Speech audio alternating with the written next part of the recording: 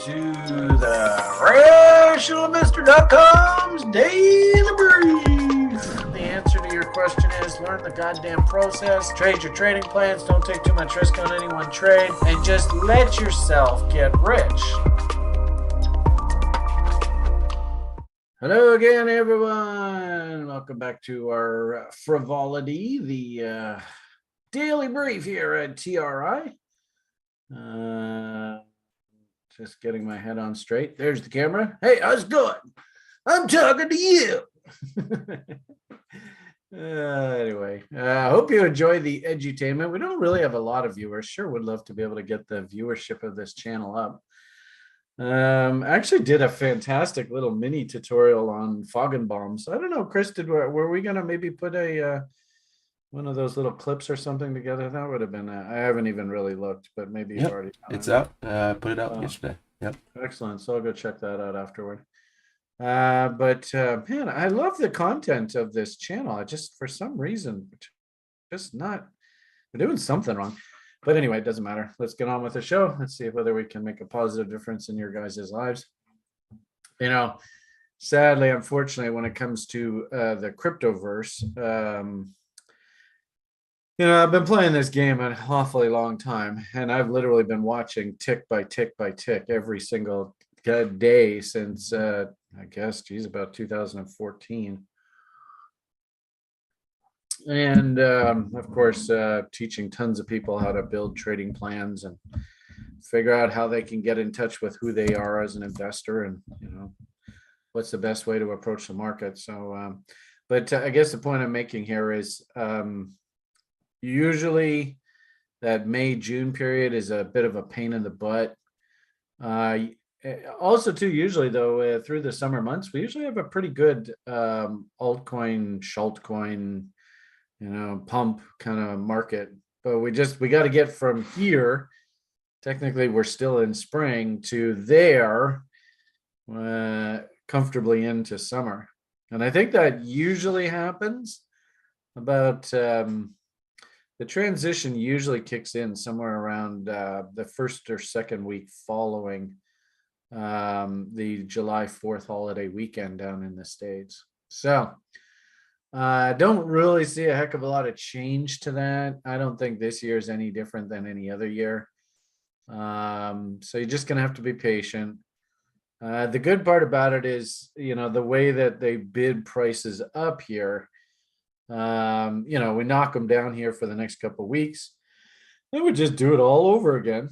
So there are names that I really want to buy, and I'm taking 2023 and slowly building out all of the names that I would like to be in for our little old lady Canasta Club plan.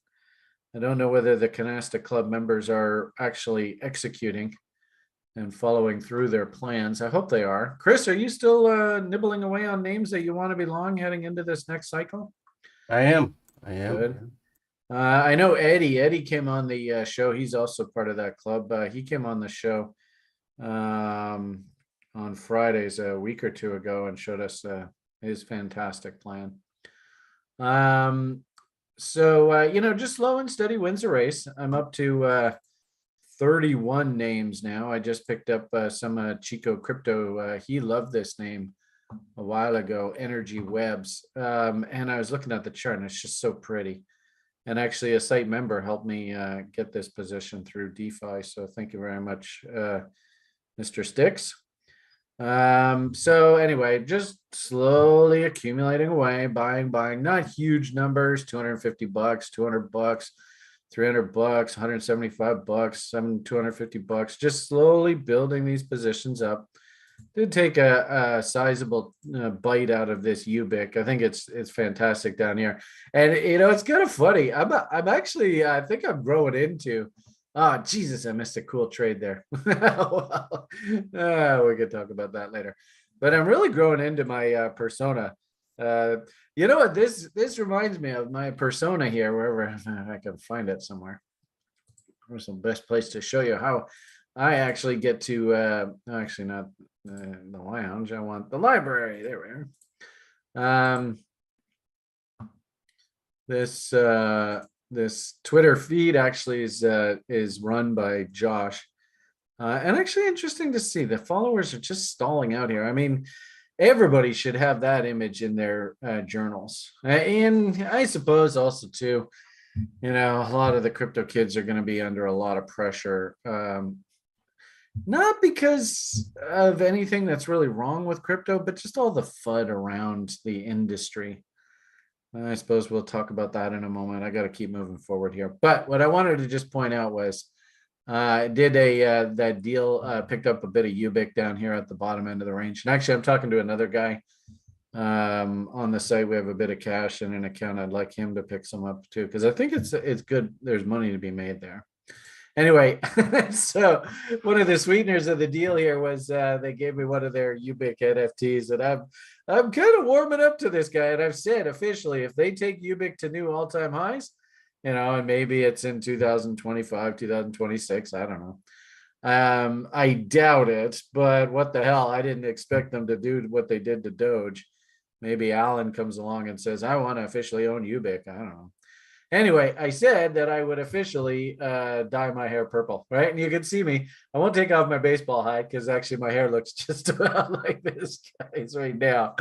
But definitely salty, definitely smoking the crops. Actually, I shaved even before I did the show here today, so I don't have a scruff, but I can grow a scuff with the best of them. And of course, I'm a Bitcoin baller, right?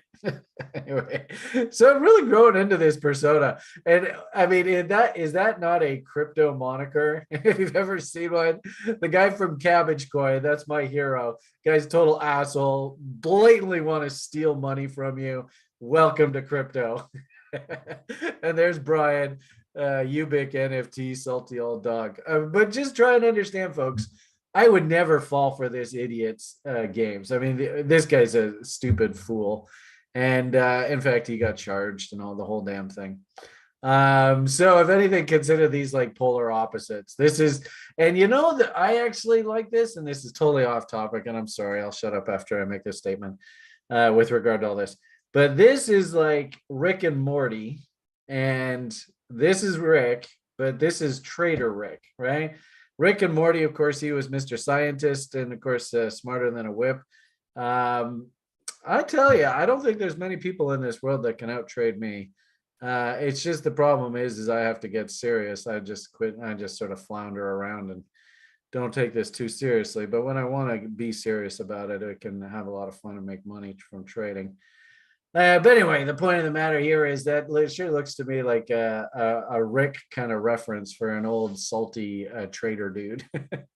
So speaking of salty trader dudes, actually it was really interesting this morning. Of course, I've told you guys that what I really want to do going forward is run a boot camp. Anybody who really wants to get serious about day trading and build a small business of trading, what does it take? And so I've just been walking through basically the winter and the spring of 2023. What does a trader's life look like on a daily basis? So as always, want to check in with the computer equipment, doing well, check in with diet and exercise. Diet, not bad.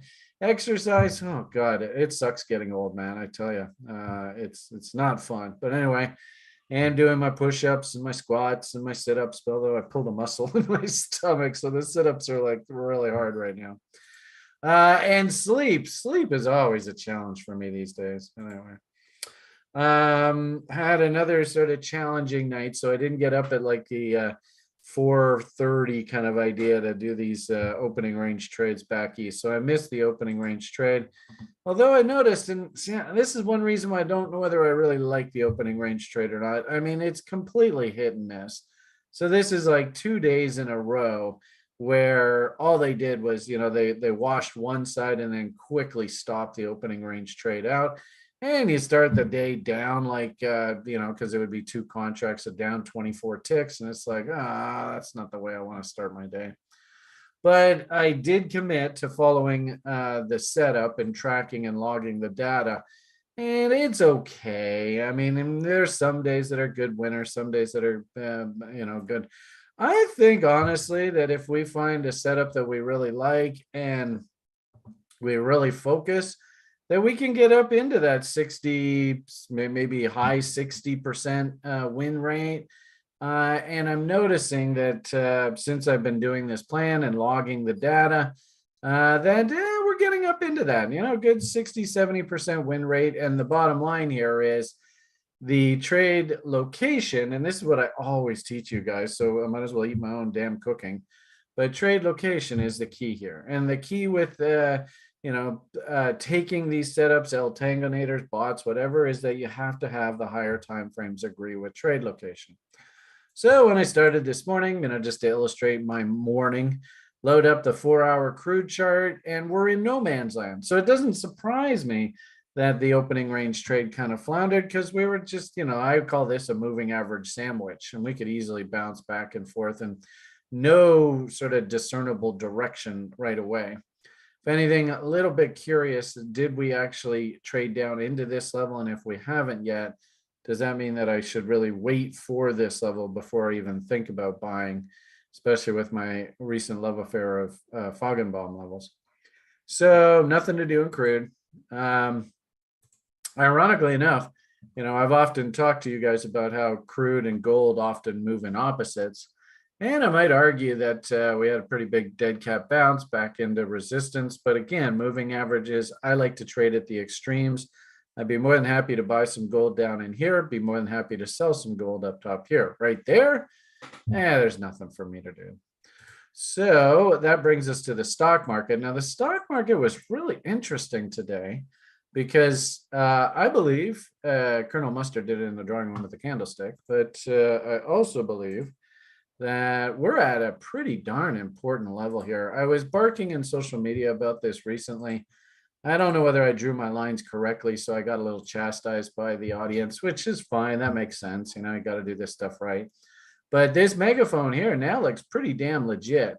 And we'll have our TRI Secret Options Formula Club meeting tonight with David. And I really like that. 1, 2, 3, solid. So looking for some sort of puke out here. We got the Fed coming up here, of course, on the 14th. And I don't know whether you guys are aware, but if I understand correctly, and this gets a little tricky, it's probably going to be way above like pay grades for most new people in the market. But this gets a bit complicated. But because of this debt ceiling issue, a lot of the government funding that they would normally do, issuance of bonds, of course, that's taking money out of the system. It's saying, here is a piece of paper, an IOU, if you will, give me your cash, right? That's what basically a bond is. And then I'll pay you little interest payments along the way. A lot of that issuance has been sort of put on the back burner, right? Until this debt ceiling debate has been resolved. And if I understand correctly, and I put out a tweet yesterday, somebody in the lounge had posted this, and this again, I said, why I really love TRI so much is it's like we're all working together. We're not trying to screw each other over. So our lounge is a great source of information. And somebody posted this tweet from this QE Infinity person. And this was a really, really good interview because obviously these guys are pro traders talking about the real market, actually like risking serious money, talking about options and derivative contracts. And this guy here was mentioning that there were a lot of options for the June contracts, the put options, of course, that and we know the way the game works. If you just follow me here or take any of our education programs, you know that on a weekly basis, I show you how the markets are manipulated around these options expiries. Well, this June one is a huge institutional month. June, March, September, and December are the big ones. And then you've got the leaps, which is in January, and those are for like the mutual funds and stuff. But anyway, the point of the matter here is this guy's saying, you better be careful. He's even pointing right at me. Me? Really? But the point here is that there's a lot of incentive for them to ramp this market up into that June options expiry. which makes sense. Go back and watch all my recent tweets and comments about options expiries. But also too, the talk here, I think, is that the market is getting ready for just an absolute tsunami of treasury issuance here. And that means that actually liquidity is going to be drained out of the system. And so what I had sort of pondered here, and I think the message is that once we get through this June options expiry, look out below. And how interesting, right? I find it fascinating that we've got this nasty megaphone pattern. Of course, we know sell in May and walk away. So something's disconnected about this. Why? What is going on here that the market isn't doing its normal sell in May and walk away? And of course, I think it has everything to do with that treasury issuance and the whole debt ceiling debate and all that. But you can see how the market is setting up. This is, this megaphone pattern. This is one of the nastiest patterns in the entire market, because what it implies is, and of course, you've heard me talk about the Bitcoin one, is we got to trade back down into here. That's the way these megaphones work. 1, 2, 3, and 1, 2, 3. Boom.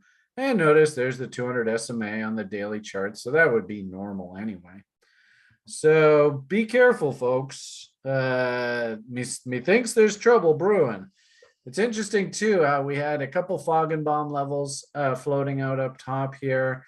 If we actually zoom out, there's some juicy gaps that needed filling in up here. So they're going through the process of trying to fill those in. I don't know whether we're actually done here yet, but I wouldn't be surprised if, maybe this is a right shoulder, then a head, then a left shoulder, and then, oh boy, look out below. So the Fed is on the 14th. So, as we've sort of talked about recently here, that's basically 1 week from now.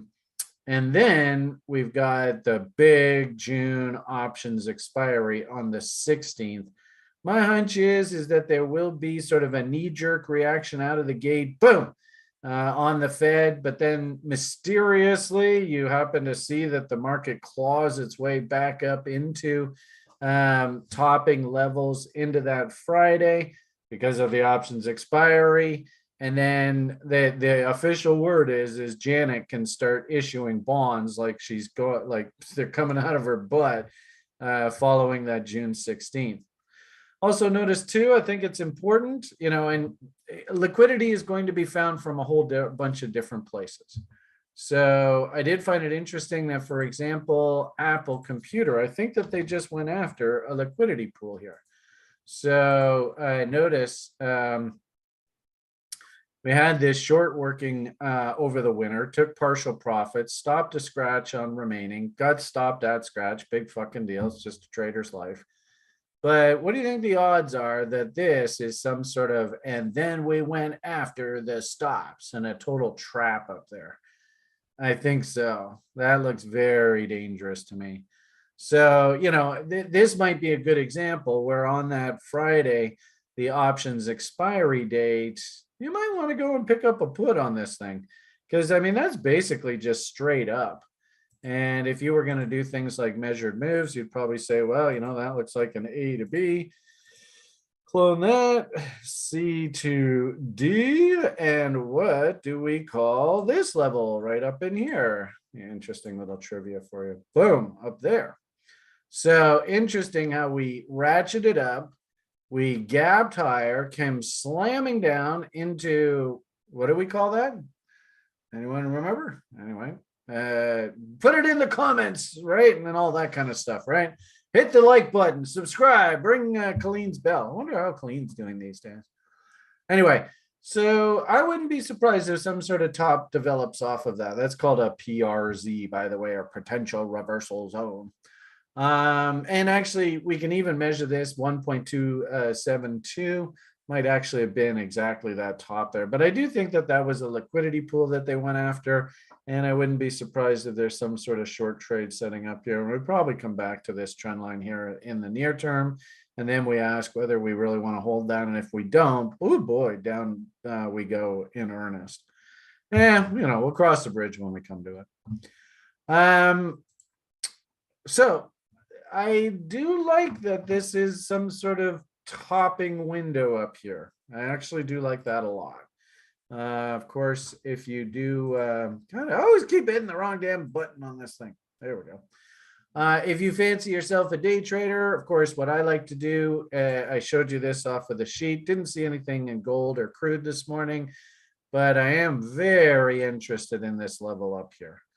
Kind of sucked this morning. I was a little bit out of it. Ironically enough, I just clipped the market, but there was a beautiful, this is the L Tangonator that I try and teach you in the education program. Oh, geez. So anybody can do this. The only issue is, does this particular setup speak to you? And some traders, it speaks to you. This other traders, no, it doesn't speak to me at all, Brian. Sorry, I'm going to look for something else. And that's fine. I can't tell you how to trade. You got to figure that out on your own. I'll show you a whole bunch of nifty tools and ways to behave. But, as Ross used to say, right? You can lead a horse to water, but you can't make him eat peanut butter.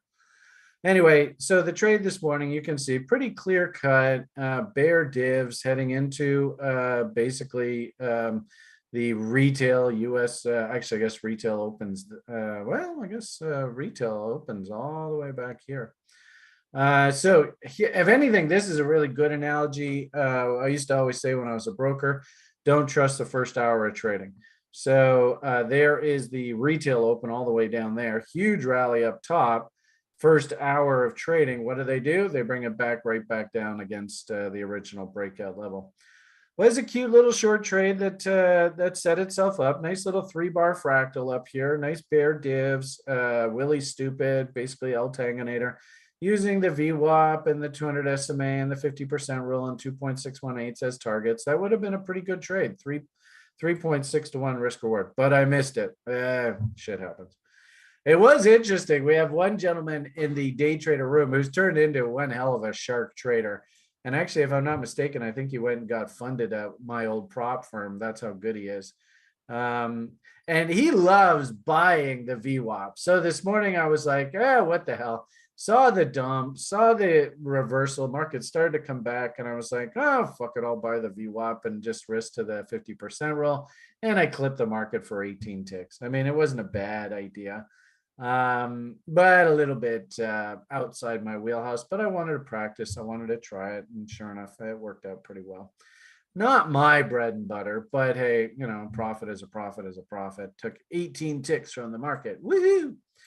As for what to do right now, I don't really see much. I started the video off there with you guys a few minutes ago where, and you heard me curse because I was watching, and this sometimes happens when I do these videos, was watching this move up top here. And you notice basically up against that top end of the range, bear divs forming, Willie Stupid. Look at this cute little M top up here. This was my trade. So it's kind of funny how I missed shorting the top on this market twice today. But anyway, that's the way it goes. Didn't really see too much econs driving all of this.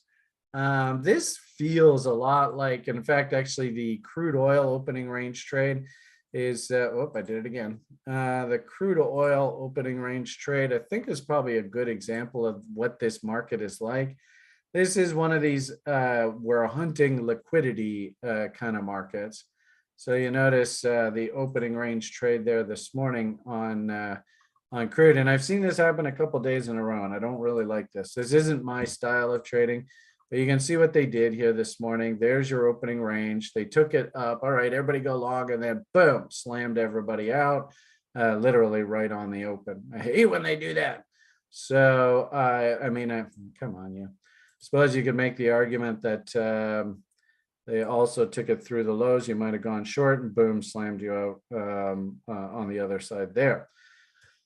I didn't take this trade, but if anything, this I think is a really good analogy of the type of market state that we're in right now. And then we went after the stops. If we look at the actual data, what's driving things today, I mean, I think the biggest news headline was I think this is IBD's investor confidence. We had the purchasing managers of Canada at 7 o'clock. That's a pretty good proxy for North America. Came in a little softer than expected. Still above 50, so it is showing expansion, but not really anything to write home about. And then the investors' business daily economic optimism index, and a little bit of an uptick, which is interesting because the headline here says Americans remain pessimistic. And I noticed that these talking head headlines, they're not exactly accurate. Like, why wouldn't they say, oh, investors are feeling a little bit more optimistic than what people were expecting? Well. Anyway, point of the matter here is kind of a soft print below 50. So they're saying that that's sort of indicative itself of weakness. And then you notice we got no news here at all for the rest of the day. Interesting, our biggest sort of news, we have API numbers. So anybody trades crude. This is the private number that comes out from industry.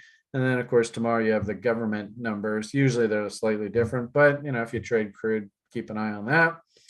And then we don't really see anything in earnest until we really start Asia's session for tomorrow. And it looks like we got a bunch of data coming out of China and Australia there to kick tomorrow's trade off. But for the rest of today, it's kind of wishy-washy.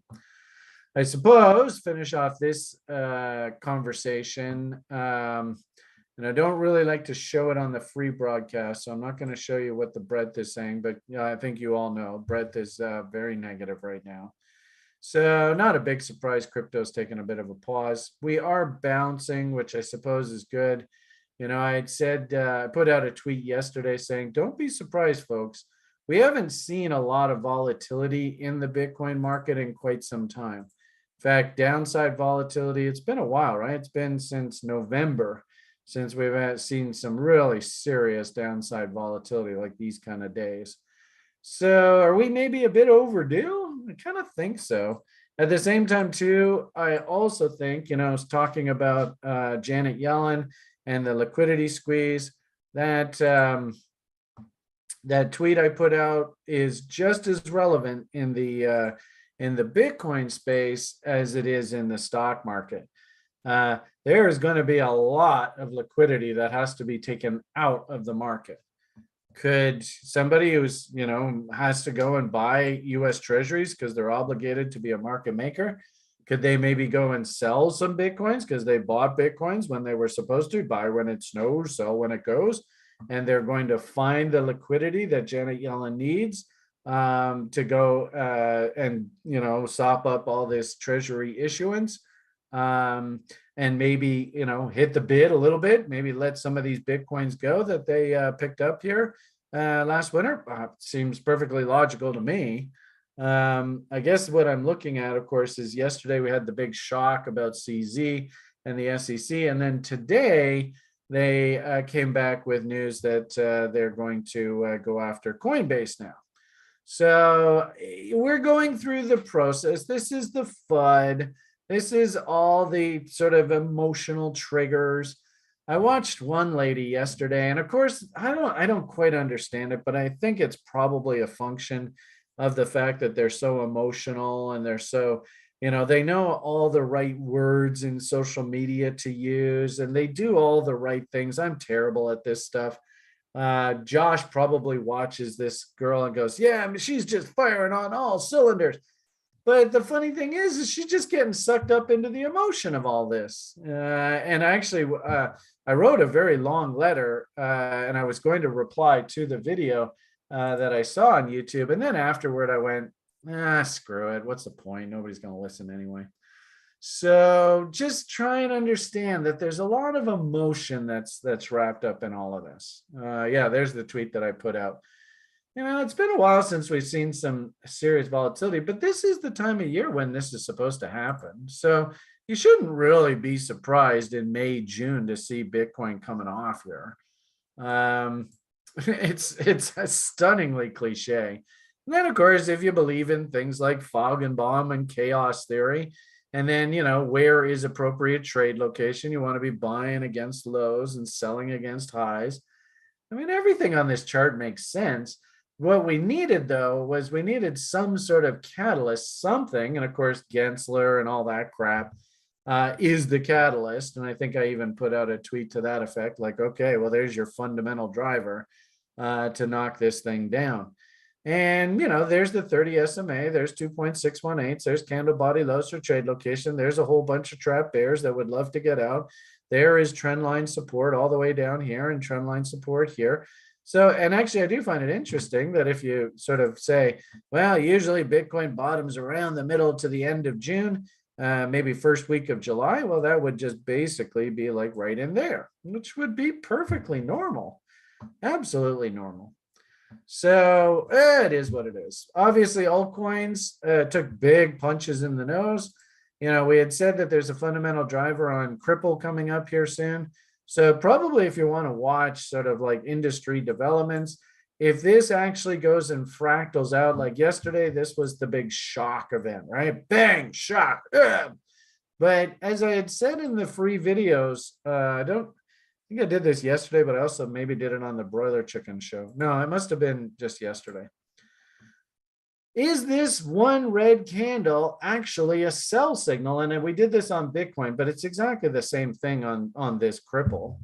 Is this red candle here actually a sell signal? And the answer is no.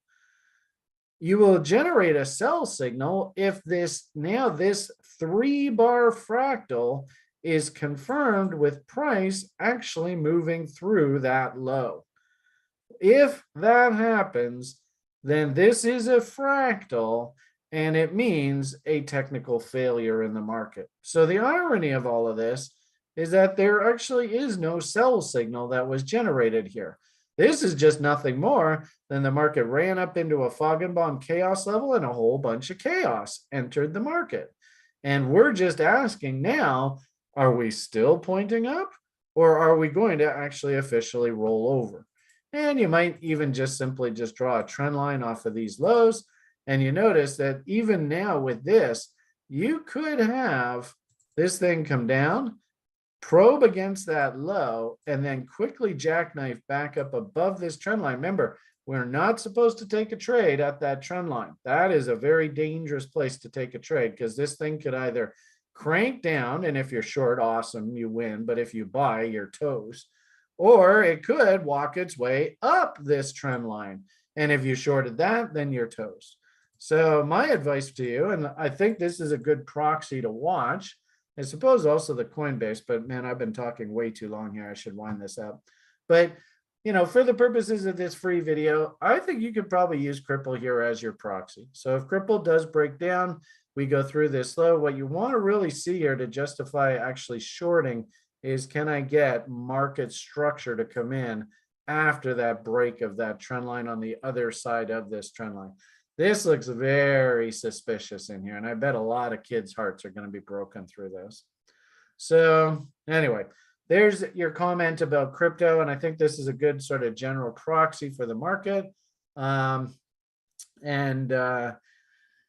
Because it's got this big thing coming up with the SEC and all that. And also, too, remember, folks, that just because the SEC goes and, poops on these names and drops charges and all that kind of crap, I found in my career, and I mean, it's all over the news. And, part of the letter that I wrote that girl, which I decided the hell with it, I don't really need to help her. She's not going to help me at all.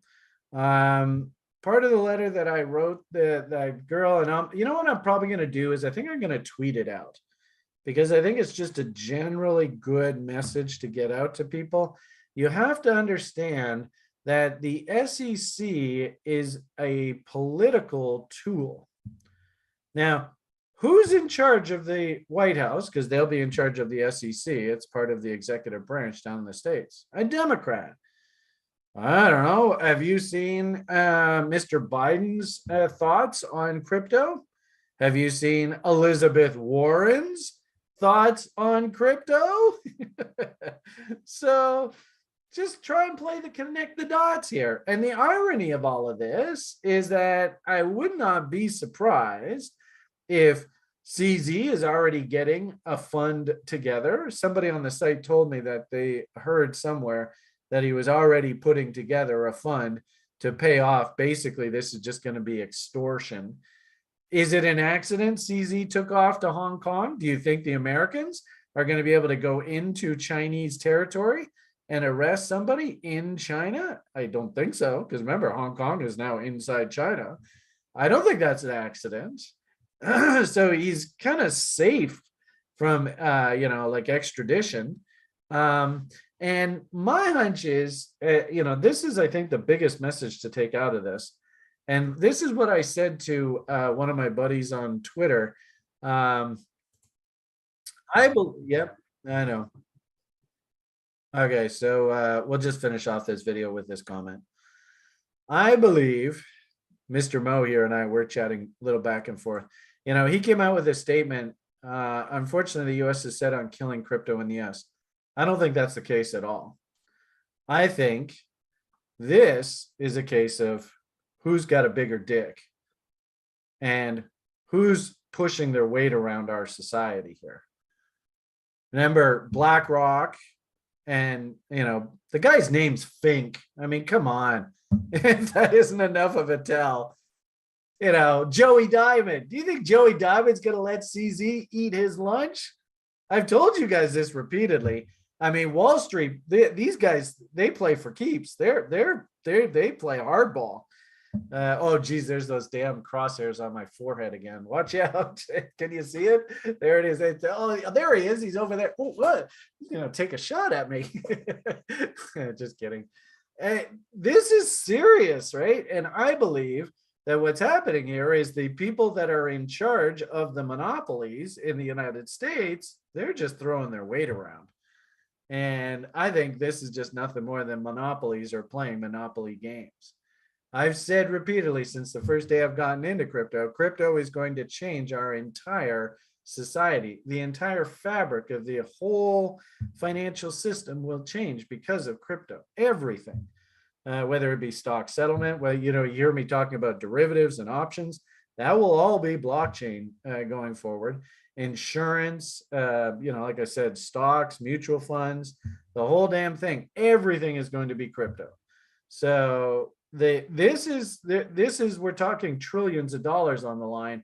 And what I really think they want to do is they just want to remove Mr. CZ from the United States market. Now they can't obviously go into mainland China and do something there. They might, yeah.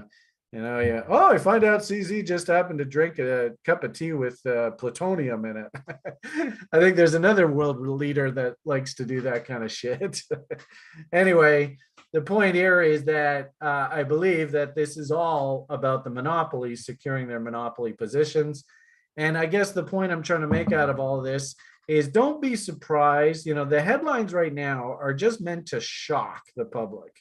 SEC sues Coinbase, right? And then yesterday was sues Binance and all that. This is the shock and awe. And this is supposed to get mom and pop laughing at Junior for buying crypto. You're so stupid. But remember, institutions buy down markets. Institutional players, Joey Diamond, Goldman Sachs, the whole crew, Mr. Fink. How are they going to buy in size in down markets? Well, they've got to get you as the public freaked out. They've got to get you acting emotionally, not thinking this through logically. If anything, what you need to be doing, and this is just my humble opinion, and the irony of it all, of course, is this is the only business when stuff goes on sale, nobody wants to buy. But I've told you publicly, I am spending 2023 accumulating, and I just want to buy everything. And when stuff goes on sale in this business, nobody wants to buy. But I'll tell you what, Brian's going to be in there accumulating. It's just what I do. I buy down markets. And then when the public is stupid, insane, bidding this stuff up, just like the institutions, I will be spoon feeding all of this stuff that I bought at the bottom. I will be spoon feeding it to all of you out in the public up top. I've done this 2 cycles in a row now in crypto. I don't see any reason why this 3rd cycle wouldn't be any different. All right, with that said, I think we'll leave it at that. Talk too much. PMA for the win. Slow and steady wins the race. Let's head on over to the after party and have some fun there. All the best. The only left bright to you is bye for now.